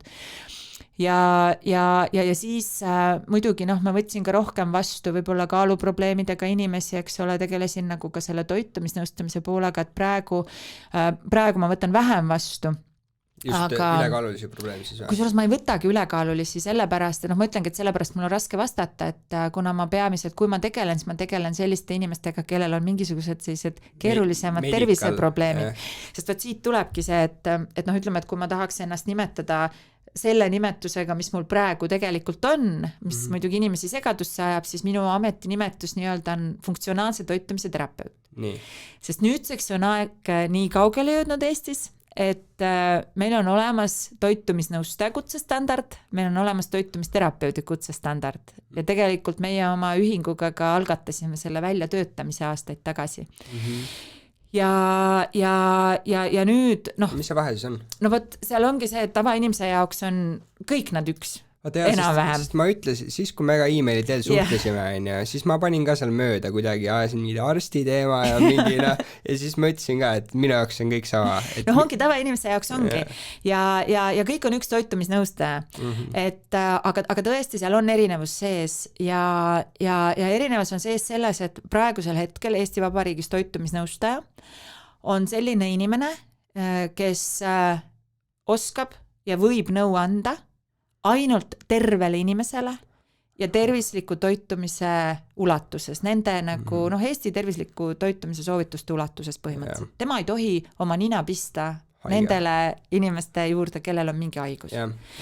Jah, ainult tervislik toitumine. Nii, ja terapeut on siis see, kes võib võtta... kaaluprobleemid, kaaluda võib aidata langetada ja nii edasi, aga et kui sellel inimesel on juba nagu, näiteks ongi, ma ütlen, et toitumisnõustajad, kes töötavad nagu selliste, ütleme, töötavad meditsiinisüsteemis või töötavad nende nii-öelda tavaklientidega, siis seal ju kaaluprobleemidega inimestel on tegelikult väga multiprobleemid või neil on väga paljud erinevad kaasuvad probleemid, aga jah, nemad ei tohi nagu neid terviseprobleeme puutuda. Siis toitumisterapeudid on sellised, kellel on õigus veidi rohkemate või ütleme, et neil on õigus ka teatud terviseprobleemide puhul anda soovitusi, aga seda siis lähtuvalt ainult niisugusel määral, mis on siis põhimõtteliselt kirjas arstide ravijuhistes Nii et a la see tähendab seda, et kui on selline haigus ja seal ei ole midagi kirjas toitumise kohta, siis nad ka nõu anda ei tohi. Noh, või siis praegu näiteks meil on ka Eesti Toitumisteraapia Assotsiatsioonis on meil välja töötamisel juhised siis nõustajatele ja terapeutidele, et noh, põhimõtteliselt ka erialaorganisatsioonide juhised on need, noh, millest nad võivad lähtuda. Ja funktsionaalse toitumise terapeudid on siis need, kellel on natuke rohkem õpet. Neil on põhimõtteliselt, me võime töötada peaaegu et iga terviseseisundiga, noh, millega me oskame nii-öelda töötada. Ja tegelikult me võime ka anda soovitusi toidulisandite osas. Me võime ka määrata eridieete. Aga see on, noh, ütleme, et ta nagu, see ei ole Eesti riigis nii-öelda reguleeritud, et hall ala veel, jah? No ma isegi ütleks hall ala selles mõttes, et noh, me ise teame, mis see on, aga meid on vähe ja ma arvan, et see ei saagi kunagi olema sellise ametliku, noh, ütleme võib-olla siis, nagu sa mainisid, meditsiini osa, sest tegelikult ka meditsiinis on vaja meil toitumisnõustajaid ja on vaja toitumisterapeute, kes ka oskaks, eks ole, nõustada siis, kui arstid on määranud, geneetikud on määranud mingisugused eridieedid inimestele. Diabeedi puhul on ju toitumise nõustamine, diabeediõed teevad veel omakorda teist tööd. Meil on tegelikult vaja neid spetsialiste. Ja siis meil on ju arst või seal meditsiinis need oma spetsialistid ja siis on need, kes töötavad väljaspool ja siis oleme meie, kes nagu teevad võib-olla veidi teist asja. Aga vist arstid ise ei suuna või suunatakse arstide poolt ka otse siis toitumisterapeutide poole? Tead, see oleneb selles mõttes, et ütleme, et näiteks kui haiglas töötab toitumisnõustaja, siis otse loomulikult arstid ka suunavad, et meil rasedatega töötavad, rasedate osakondades võivad olla toitumisnõustajad ja järjest rohkem neid tuleb, et ikka suunatakse ka, et aga ikkagi ütleme, praegu veel ei ole see selline rusikareegel, et igal pool ja alati saab, aga järjest enam võetakse toitumisnõustajaid ja terapeutega tööle, et see asi areneb, rahastuse küsimused on ka alati seal taga, selles mõttes ma mõtlengi just mingid allergiad ja asjad on ju, et seal on nagu üks võimalus, et mine toitumise nõustajate juurde ja vaata, mis nemad räägivad, et see võiks ka üks ots olla, et mis mulle nagu endal arstide juures üldse, alati mul on natukene halb maitsenud suhu, sest iga asi, mis mul on viga, on mul alati pandud lihtsalt antibiootikumid antibiootsid. Et sul tundub liiga kergelt neid. Nagu ma saan lihtsalt saan antibiootsi niimoodi kätte ja siis üks antibiootikumi kuur ei toiminud, ma lähen tagasi arsti juurde, arst on mingi, no siis paneme teistsugused antibiootikumid, siis ma olen mingi, come on, vaata. Järelikult on midagi muud viga ju. Et mul oli hästi pikalt oli mingi angiinid ja asjad, värgid, kogu aeg oli ninatett ja lõpuks oli loogiline, et mandlid on ju. Aga jah, see selleks, et mulle küll väga meeldiks, kui selles mõttes üldisem ühiskond saaks rohkem ligipääsu nagu suunatud ligipääsu, vaata, et praegu sa ikka pead otsima ju nagu toitumisterapeuti. Peab otsima, ütleme, et näiteks kui mõelda selle peale, et nagu meditsiinisüsteemis, et siis iseenesest seal, võt ongi, et toitumisterapeut on ju oleneb, millega ta tegeleda võib. Et seal ta ei saa nii, võib-olla näiteks täpselt need nagu, et see funktsionaalse toitumise terapeut on nagu võib-olla selline, selles mõttes nagu laiapõhjalisem, et seal sa võid saada natukene nagu rohkem ja põhjalikumaid nõuandeid kui toitumisterapeuti juures, aga oleneb, ütleme, et näiteks ongi, et miks ma ei tegele kaalulangetajatega niimoodi enam, et ma olen omal ajal teinud gruppe ja kõike, kaalulangetajate gruppe ja nii edasi, et aga et eks aeg läheb edasi, on ju ühel hetkel ka teatud asjadest, nagu teatud asjadega võib-olla enam ei jõua tegeleda ja ei taha tegeleda, kasvavad uued inimesed peale, kes hakkavad tegema neid asju. Et siis ongi niimoodi, et meil töötab osaühingus Via Naturale toimetan, et meil on niimoodi, et meil on olemas tööl ka toitumisterapeut, kes on ka toitumisnõustaja ja tegelikult kui on vaja mingeid menüüsid teha või ütleme menüüd niimoodi korrigeerida, mis vajab ka pikemat tegelemist ja kuna mul endal nagu ajaga on nii nagu on, et siis ma pigem saadan näiteks kliendi on ju hoopis sinna ja kaalunõustamise ka ma saadan hoopis kas siis meie enda terapeudi juurde või kuhugi väljapoole nõustaja juurde, kes jõuab ja kellel on aega ja võimalusi tegeleda, et ma olen jah sellises seisus, et ma nagu nii palju kliente vastu ei võtagi, et pigem nagu toetan ja superviseerin teisi ja praegu ikka võtan, aga mitte nii palju. rääkisid sellest ka, et toit nagu lisandid, toidulisandid. Mis on sellised toidulisandid, mis peaks olema igal inimesel? Mis peaks olema, hea küsimus. See on ka selline palju vastakaid arvamusi tekitav teema, et mida mina arvan, ütleme, et kui ma vaatan üldist inimese toidulauda, siis üks asi, mida kõik teavad, D-vitamiin praegusel ajal. Ütle, mis sa ütled, ega me ei saa teda naljalt sellest päikesest kätte. Kui vaadata, kui panna toitumisprogrammi, inimese toitumine sisse, siis sellel päeval, kui inimese menüüs on kala, saab ta D-vitamiini kätte vajalikul määral. Kaua see on meil kehas? Kas meie keha nagu üldse hoiab seda kuidagi endal hoiab sees? Ikka, rasvlaustuvitamiin hoiab ikka. Aga ta mingil ta kasutatakse ju ära. Ja suvel, sõltubki, kui palju ma saan nagu neid D-vitamiini varusid siis täiendada või nagu täita suvel. Et ega sellest kevadeni ei jätku ka. Ja samamoodi on arvatud, et ma käin ju, nüüd me ei saa käia, aga et ma käin on ju Soojamaa reisil siin 1 kord aastas või 2 korda aastas. See ei täida neid depoosid, et ikkagi midagi teha ei ole. Hea on juurde võtta. Muidugi me saame mingil määral toidust ka, aga täpselt sõltub, mida me sööme.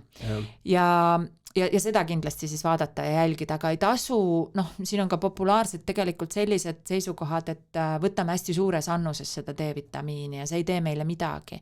Aga samamoodi on juba näiteid selle kohta Eestis, kuidas sellega on liiga tehtud ka lastele, et ei ole vaja, ei ole leitud, ütleme näiteks, kui vereproovist vaadata D-vitamiini taset, siis on seal teatud määr, millest üle pole leitud mingeid tervisekasusid, ehk et pole nagu mõtet, lihtsalt teda pole mõtet niimoodi ja pigem rasvalaustava vitamiinina, muidugi ma pean hästi suurtes annustes hästi pikka aega tarvitama, et tekiksid tõsised kõrvaltoimed, aga kes see neid tahab, pole vaja.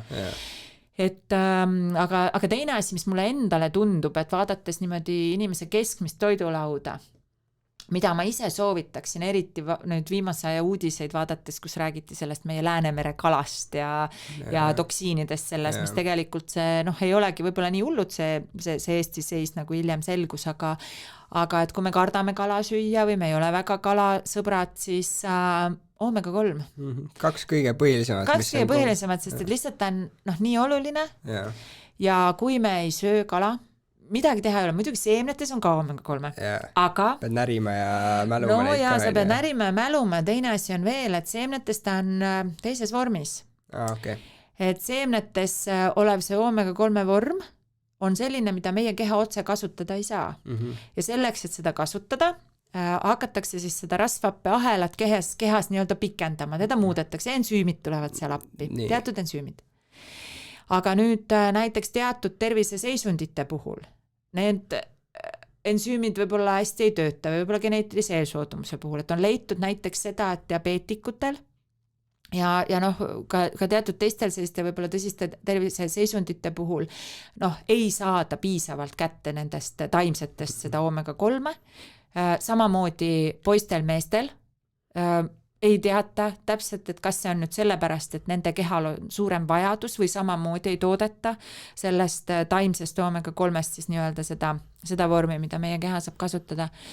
Et siis ja veel, mis seal mõjutab nende ensüümide tööd, mõjutab, mis nagu seda ahelat siis pikendavad ja muudavad, et mõjutab see, kas meil on teatud toitaineid menüüs, näiteks tsinki, või siis kas meil on rasvapetel tasakaal õige või ei ole. Kõik see mõjutab tegelikult nende ensüümide tööd ja selle omega-3 muutmist. Nii et aga kalas on see omega-3 täpselt selles vormis, mida keha saab kasutada. Ta on kindla peale minek. Ja sellepärast ma ütlen, et kui ei sööda kala, see on nagu kõige kindlam viis, kuidas kätte saada. Kõik, mis see halba see koroona toonud on, siis vähemalt on toonud selle, et inimestel on tsink toodud nagu üles, et või vähemalt see mõtled teemana nagu, nagu immuunsüsteemi toetamiseks. Et vähemalt nagu on toodud nagu, ütleme, kui midagi head, siis see on. Mul on üks teema veel, mida ma tahan väga su arvamust kuulda ja see on paastumine. Okei. Et ma teen ise ka, ma olen nüüd 2 aastat järjest teinud paastumist ka ja mu enda jälle motiiv selle jaoks on see, et alguses ma ei tea, ma lihtsalt huvi pärast seda tegin, ma räägin, pärast seda, kui ma sain aru, et mul näonahk läks selle piima ja asjade äraetmisest korda, siis ma lihtsalt hakkasin katsetama, erinevaid asju proovima, lihtsalt sest ma teadsin, et iga inimese keha reageerib erinevalt ja ma tahtsin teada, kuidas minu keha reageerib. Ma tegin 2 nädalat paastumist, aga ma tegin selle joogiga, kus ma sain ikkagi mingid, seal oli vahtrasiirup, sidrun, kajennipipar, et seal olid ikkagi mingid asjad sees, et ma täiesti vee peal ei olnud. Ja mis mul see motivatsioon siis teinekord ka seda teha oli see, et ma iga päev jõin sennateed ka, et oma siis kõht nii-öelda ära pesta, läbi pesta, ja see oli ebareaalne, kuidas teise nädala keskel ma ikka veel nägin, mis mu kehast välja tuli. Et see, et sa ikka veel, sul on nii palju jääke seal sees, on minu jaoks nagu pööras selle nagu ebanormaalsusest normaalsuseks, et mul oleks vaja aastas korra teha see puhastus ära, et lihtsalt need jäägid välja saada endast. Mis on sinu arvamus? Mis on sinu? No ma ei ole paastuspetsialist, seda ma pean ütlema. Et nii palju, kui mina sellega kokku olen puutunud, olen ma näinud ka negatiivseid kõrvaltoimeid ja selles osas nagu ütlen, et tuleks olla ettevaatlik. Muidugi on niimoodi, et osad inimesed, kõik ei reageeri, eks ole, halvasti sellele, et mida öeldakse paastumisega ka, et hakkab keha nii-öelda nagu puhastuma. Et nüüd on alati küsimus selles, et mida me keha puhastumise all silmas peame. Et ütleme, et kui nüüd see paastumine on niimoodi, et on ju ainult veepaast, ja siis ma tean, et kasutatakse ka kaalu langetamiseks selles mõttes, et see loomulikult, kui me kehale toitu ei anna, ta võtab varudest ja hakkab rasva põletama energiaks. Aga tegelikult, kui ta põletab seda rasva, siis ka näiteks selles rasvkoes ladestunud toksiinid vabanevad. Mis tähendab, et keha peaks nagu ju nendega ka toime tulema. Ja see toimetulek käib läbi siis nende erinevate nii-öelda detoksifikatsiooniteede, aga need detoksifikatsiooniteed ei ole, see ei tähenda seda, et kui tihti nagu kõht läbi käib. Et tegelikult see on selline erinevate ensüümide töö, millest suurem osa toimetab maksas, aga tegelikult ensüümid on seal nagu üks teatud kogum tsütokroom B450 ensüümid, seal on mingi 50 ensüümi umbes, mis nagu nad ka üksteise tööd nii-öelda kopeerivad või kui üks ei tee ära oma tööd, siis teine võtab üle ja nad toimetavad niimoodi toksiinidega. Pane siia korra vahele kuulajal, mis see ensüüm on siis üldse, mis ensüümi töö on? Ensüüme nimetatakse lihtsalt nende selle nimetus on, ensüümid tegelikult, nad toimetavad erinevate meie nagu keha selliste, nad vastutavad selle eest, et meie keha toimiks igasuguste erinevate protsesside eest. Okay. Ja issand, kas neid isegi nimetati niimoodi metafooriliselt, et nad on nagu nõel ja niit või? See ma ei oskagi metafoori välja tuua. Aga jaa, nad on väga-väga vajalikud ja neid on väga palju. Kõigil on oma ülesanne. Kõigil on oma ülesanne mingisuguse nagu siis kehafunktsiooni nagu töös hoidmisel siis või. Ja miks ma nendest toksiinidega seotud ensüümidest hakkasin rääkima. Ja seal ongi niimoodi, et meil on nagu mitu faasi sellel puhastumisel, et esimene faas ongi selline, kus teatud toksiinid võetakse ja siis need tsütokroom B450 ensüümid hakkavad nende toksiinidega toimetama ja nad hakkavad neid, proovivad nii-öelda üritavad teha siis kahjutuks ja need osa, mis tehakse kahjutuks, need viiakse kehast ka välja. Aga on osad toksiinid, mida ei suudeta teha kahjutuks ja sellisel juhul tegelikult muudetakse nad tegelikult veelgi toksilisemaks, et järgmine nii-öelda see puhastumise faas suudaks nad vastu võtta ja see on selline faas, kus keha seob need toksiinid omakorda teatud nagu selliste ühenditega. Ja et ühesõnaga see keha detoksifikatsioon on ka hästi-hästi keeruline protsess. Aga kas saab lõpuks need sikkelt välja viidud või siis see ongi see küsimus ja selle paastumise juures, võib-olla need, kellel hakkab paha, võib-olla ei toimigi need teed väga hästi, sest et ka selleks, et need teed toimiksid, on vaja teatud toitaineid, on vaja näiteks ka seda, et siduda, eks ole, teatud toitainetega. Näiteks meil on olemas üks tee, mis vajab väävlit toimimiseks, teine tee, mis tegelikult nagu nii-öelda aitab kehal toime tulla üleliigse väävliga, on ju. Et see on selline põnev ja huvitav asi, aga mis juhtub ongi see, et kui me nagu ülekoormame selle mehhanismi, mis näiteks ütleme selle paastumise puhul võib-olla teatud indiviididel juhtub, ka geneetiline eelsoodumus mõjutab seda, kuidas nad toimivad. Nad võiksid, see esimene, teine faas võiksid toimida niimoodi noh, nagu heas tasakaalus, sest et vot nagu ma ütlesin esimeses faasis, kas tehakse kahjutuks või veelgi toksilisemaks ja kui nüüd see esimene faas on ülekoormatud ja teine faas ei toimi nii hästi, siis on niimoodi, et need, mis on tehtud toksilisemaks, ju jäävad ringlema kehasse. Ja seda ma mõtlesingi, et kas need siis ongi, jäävadki sinna lõpuni? Nad jäävad, nad võivad tekitada probleeme ja noh, näiteks suitsetajatel võib see probleem olla, aktiveeritakse liigselt seda esimest faasi. Ja noh, on teatud toidud muidugi ka ja toitained, noh, mis aitavad aktiveerida näiteks nii esimest kui teist. Ja noh, suitsetajate puhul on soovitatud eriti näiteks kurkumit kasutada. Kurkumist on üldse päris hea asi. Üldse hea asi. Ja, aga ka näiteks brokolis leiduvad ühendid on sellised, mis toetavad nagu mõlemat faasi. Ja noh, muidugi ka see, kui ma enda keha ei koorma, on ju erinevate toksiinidega, et juba see aitab sellest esimeselt faasilt koormust ära viia. Et noh, võt näiteks paastumisega, noh, võime me võib-olla liigselt koormata, kui need toksiine tuleb liiga palju, on ju, sealt rasvkoest siis nii-öelda nagu, või vabaneb liiga palju. Aga teisalt jällegi praegu räägitakse ju sellest, mida eesti keeles võib teda vist vahelduvaks paastumiseks nimetada. Intermediate fasting, jah. Et see on nagu, et noh, selle kohta ma olen küll aru saanud, et see on tegelikult päris nagu selline hea asi, aga siin on ka, noh, ma olen ise selline inimene, kes väga nagu tühja kõhtu ei kannata ja nälga ei suuda nagu pikalt kannatada. Et aga minu jaoks nagu see mõte ja idee, milles me jälle lähme, noh, võib-olla tagasi ka minevikku nii-öelda, noh, inimese ajalukku ja arengusse. Kogu aeg ei pidanud söök ees just, olema. Et me ei söönud niimoodi nagu praegu, et tegelikult see praegune 3 korda söömine päevas on ikkagi nagu väga hiljutine nähtus. Et ka meie nagu, ütleme, noh, meie esivanemad, ma aastaarvutel ei ole mul hea mälu, aga see, noh, söödi ka ainult on ju 2 korda päevas võib-olla, on ju, talunik, kes läks, on ju, mõisapõllule sööma, on ju, võttis seal mingisuguse leivakääru kaasa, võib-olla on ju, kui sai pekki ka sinna juurde ja see oli kõik, on ju, ja siis võib-olla õhtul saadi süüa. Et see on hiline nähtus.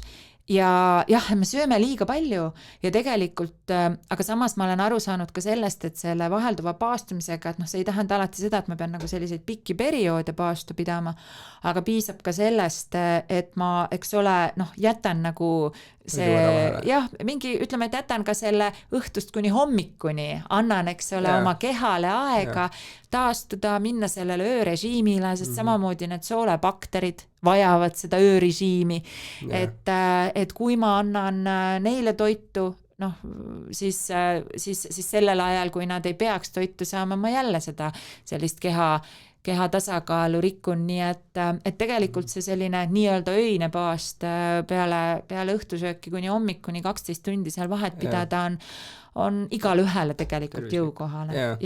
Aga jah, ma nagu need pikemad paastud ma jätan spetsialistidele, ma ei ole nagu paastuspetsialist.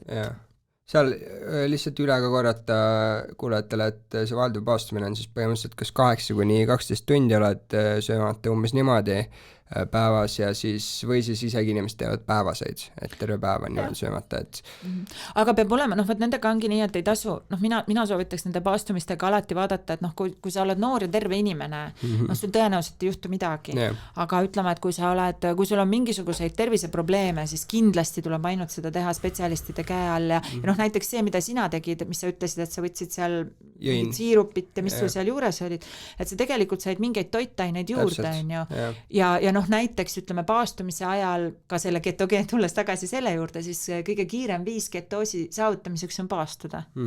Ja noh, ütleme ravitieetide puhul seal, et kiiresti see tekiks, nad hoiavadki paar päeva inimesi või noh, neid lapsi ka tegelikult paastul.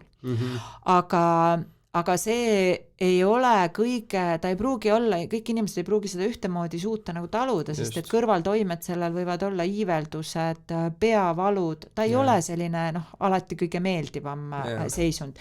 Muidugi ühel hetkel need kaovad. Ja ongi jah, kaovadki. Pärast ütleme 3.-4. päev oli mul juba niimoodi, et ma olin keha harjub ära, aga samas on niimoodi, et noh, nagu ka, noh, meid on aidanud Tiiu Vihale väga palju biokeemik just selles osas, et noh, meie ei ole biokeemikud ja et me nagu väga rumalat juttu ei ajaks mingite mehhanismide osas, et siis tema on meid nagu aidanud ja tegelikult ka nende, noh, ütleme selle noh, ma ei saa öelda, et niivõrd paastu kohta, aga ütleme selle süsivesikute söömise kohta, mis siis seda ketoosi rikub, et tegelikult ta ütles väga ilusti midagi sellist, et jah, et keha tuleb toime, et aga kas me peame keha viima pidevalt sellesse stressiseisundisse, mis keha jaoks on loodud selleks, et ellu jääda lihtsalt mingites tingimustes. Ja kui ma käisin kuulamas muinasaja eestlase toitumist, siis minu jaoks oli sealt huvitav teadmine see, et tegelikult me ei pruugi teada ju, kuidas nad sõid, sest et küsimus on selles aines, või aineses või kuidas seda nimetatakse, mida nad arheoloogias on suutnud leida ja identifitseerida. Ja mis seal kontides oli kuskil? Just on, et aga näiteks meil ju ka nendes toidunõudes või kust me leiame midagi, seal ei pruugi olla säilinud. Ja ütles see arheoloog, kes seda loengut pidas, ütles, et täpselt seda sama, et tegelikult ju kõige kiiremini meie keharakud saavad kätte energia süsivesikutest. Me oleme loodud neid ihalema. Probleem on see, see on minu nüüd mõte siia juurde, probleem tänapäeval on lihtsalt see, et meil on neid liiga külluslikult. Aga minevikus on ju, inimene otsis seda. Ja ta ütles väga hästi see ajaloolane, et väga väike tõenäosus on, et kui ta leidis süsivesiku allika, et ta seda ära ei kasutanud. Aga nad võib-olla kasutasid tol ajal söögiks muid süsivesikuallikaid, mida meie tänapäeval oleme harjunud kasutama ja me ei tule selle peale, et nad võisid neid süüa. Ja ta näiteks tõi hundinuia juure.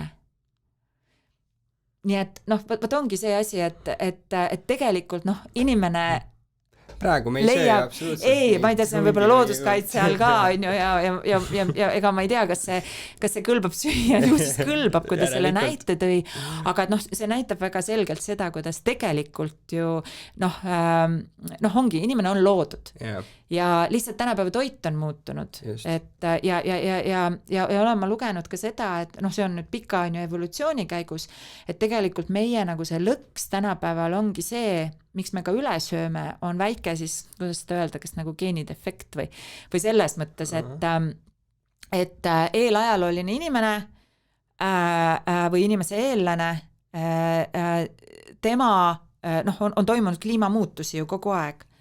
Ja need piirkonnad, kus ta elas, eks ole, see toit, mis tal oli kättesaadav, see loomulikult need süsivesikud siis on ju ei olnud nii magusad, kui nad on praegu on ju looduslik banaan ja see, mida me praegu sööme, on täiesti 2 erinevat asja. Aga kuna toimusid kliimamuutused, siis enam ei olnud seda toitu nii külluslikult, mis tähendas seda, et meie kehas nii-öelda nagu tekkis selline väike muutus, keha kohanes ja omandas võime, kui nii võib öelda, omastada süsivesikuid paremini sellest väiksemast kogusest, mis ta kätte sai. Aga see ei ole nüüd meil ajaloo jooksul muutunud, aga meie toidulaud on muutunud viimase, ma ei tea, 100 aasta jooksul tohutult. Aga me oleme ikka veel selle omadusega ja võt see on see lõks, kus me oleme. Täiesti loogiline. Väga loogiline, minu jaoks ka, kui ma seda lugesin. Maailma evolutsiooni ajaloos 100 aastat on nii väike aeg. Olematu. Ja me tegelikult tapame ennast selle 100 aastaga lihtsalt selle sama söögiga, mida me niivõrd ihaleme ja vajame, aga meie sisse on see kodeeritud, ja tegelikult, ma mõistan muidugi enda pealt ka, et väga keeruline on nende, selles mõttes ihadega toime tulla, et see vajab parajalt tööd, et jah. Jah, üldse selles mõttes ma arvan, et me võiksime rääkida siin sellest 2 tundi, sest kui mitte 3, sest meil on rasedused, meil on veel depressioonid, meil on inimese keha juba ise nii keeruline, et ma arvan isiklikult, et iga inimene peaks lihtsalt vähemalt nii palju aru saama sellest kõige pealiskiist, et nagu vähemalt kus on mis ained, ja kui palju ta peaks seda sööma. Et sa ei peagi teadma neid ensüüme ja sa ei pea teadma hormoone, sa ei peagi, sul ei ole vaja. Ei pea. Ja ma ütlen, et praegu enam ei ole vaja ka nii viltu vaadata selles mõttes nende riiklike soovituste peale, et need on küll mõeldud, nad on keskmine, aga selles mõttes, et kui keegi tahab vaadata, et vaadake näiteks seda toidupüramiidi või taldriku reeglit, kõige lihtsam, millest lähtuda. Ja see aitab ka teatud probleeme ennetada. Muidugi võib olla niimoodi, et need nagu nagu kogused, noh, võivad olla päris suured ühe inimese jaoks, mida me võime päevas ära süüa, et tõesti, noh, võib-olla inimene nii palju ei vaja, et sõltub indiviidist, aga jah, ei ole vaja nii nüanssidesse minna, lihtsalt on vaja teada seda, et see on selline see söömine või need soovitused just sellepärast, et siis me saame kõik asjad kätte ja me ei liialda millegagi ja tegelikult noh, see aitab ka nii-öelda püsida terve. Ja noh, kui on juba mingisugused spetsiifilised terviseprobleemid, noh siis saab juba otsida spetsiifilist abi. Kust leitakse sinu spetsiifilist abi? Tegelikult kõige parem on leida neid toitumisspetsialiste, toitumisterapeute, funktsionaalse toitumise terapeute leiab meie ühingu lehelt, mis on siis www.toitumisterapeudid.ee ja toitumisnõustajad on koondunud oma organisatsiooni, mis nüüd ühel hetkel meie ühingust nii-öelda sai lahutatud mõned aastad tagasi ja nemad on www.toitumisnõustajad.ee peaks olema. Et need on nagu 12 organisatsiooni ja võt seal meie etalehel toitumisterapeudid.ee leiab ka need erisused, et sealt saab vaadata, et noh, mis siis on nende erinevate erialade spetsialiteedid ja leiab ka vastavad spetsialistid, et noh, üle Eesti tegelikult erinevates piirkondades, et minuga on jah niimoodi, et ma ei jõua vastu võtta, kui minu poole ainult pöördutakse, et siis nagu pigem minna teiste juurde. See kogukond on ka ikkagi päris suur, selles mõttes neid inimesi on seal tegelikult, kelle juurde minna ja inimesed on huvitatud ja tahavad aidata, et see on hea oli näha. Ja nüüd ja noh, järjest suuremaks ta läheb, huvi on suurem, et ja noh, muidugi ega kõik ei ole ka seal noh, nagu organisatsiooni alla koondunud, lihtsalt organisatsioon annab noh, võib-olla nagu suurema garantii selles mõttes, et noh, et jah, meie aktsepteerime, on ju, et aga tegelikult noh, neid spetsialiste leiab ka mujalt, et aga lihtsalt vaadake siis, et noh, mis tal see õppe on nii-öelda, et kas ta ikka on õppinud või ei ole, sest me leiame ka palju neid, kes endast noh, lihtsalt nimetavad, aga pole võib-olla selle väljaõppega ja noh, seal ei saa, noh, me võib-olla no mina ei saa anda näiteks garantiid, et noh, see on see toitumisteraapia tõesti, mis sa saad või toitumisnõustamine. Et sealt sa saad midagi, mis võib sind ka aidata, aga noh, ta ei pruugi klassifitseeruda nende erialade alla. Ja kust kõige paremat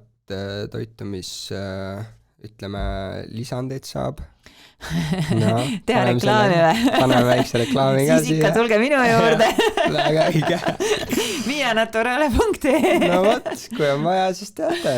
Ja no tegelikult selles mõttes, et eks ma ise olen nende orkiga selles mõttes langenud, et võt see sama 15 aastat tagasi oli niimoodi, et minu lapsel oli vaja kõike, mis me hakkasime lugema ja uurima ja siis oli seis selline, et näiteks meile kohalik apteek segas kokku B-kompleksi. C-vitamiini me saime kohalikust apteegist, sest kui me läksime apteeki, siis see oli tühi sellistest headest kvaliteetset asjadest. Ja ega kunagi vanasti apteekrid segasidki tagaruumis rohud kokku. Ja meile segati ka niimoodi neid vitamiinikomplekse kokku ja siis ma sattusin Inglismaal Londonis ühele koolitusele ja mul sõbranna elab Londonis ja ma tahtsin, et ta viiks mu sinna ökopoodi ja ta viis mu just ökopoodi ja ma seisin seal ja vaatasin terve üks on, no selline tuba nagu siin, kus me oleme, oli täis lisandeid. Ja siis ma helistasin emale Eestisse ja ütlesin, et ütle nüüd, mida meil vaja on. Lastin kõik ära. ja ta hakkas mulle ette neid lugema ja ma võtsin niimoodi neid lihtsalt sealt riiulist, mida meil üldse ei olnud. Ka sellised spetsiifilised asjad. Ja tegelikult need on need samad firmad ja samad lisandid, mida me ka praegu müüme. Noh, nad on teinud läbi palju arenguid ja nad on loodud omal ajal just nagu toitumisterapeutide poolt ja just spetsiifilised. Nii et noh, sealt saab ka tõesti selliseid, mis on nagu individuaalsele vajadusele nagu treitud nii-öelda ja ka toitumisspetsialistid soovitavad või oskavad soovitada, nii et natuke rohkem nii-öelda süvenenum kui apteegist süvenenum, ma ei saa öelda, et apteegis oleks nagu praegu selline seis, nagu oli 10 aastat tagasi ja me leiame ka tegelikult häid asju mujalt. Aga jah, ja meil on igal ühele midagi, meil on ka näiteks vedelad sarjad on ju neile, kes ei saa neelata, need toitainete vormid on olulised, mis sul seal sees on. Minge vaadake, meil on päris hea suur valik. Vot.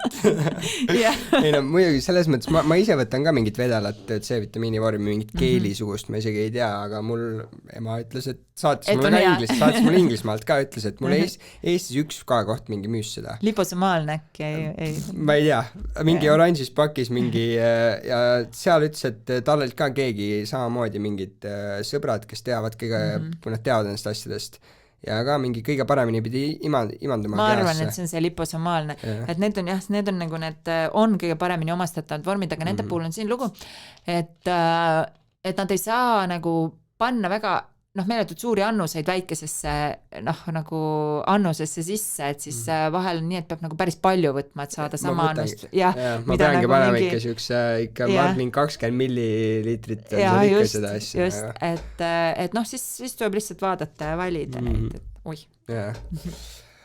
Väga tore, mul oli väga tore rääkida.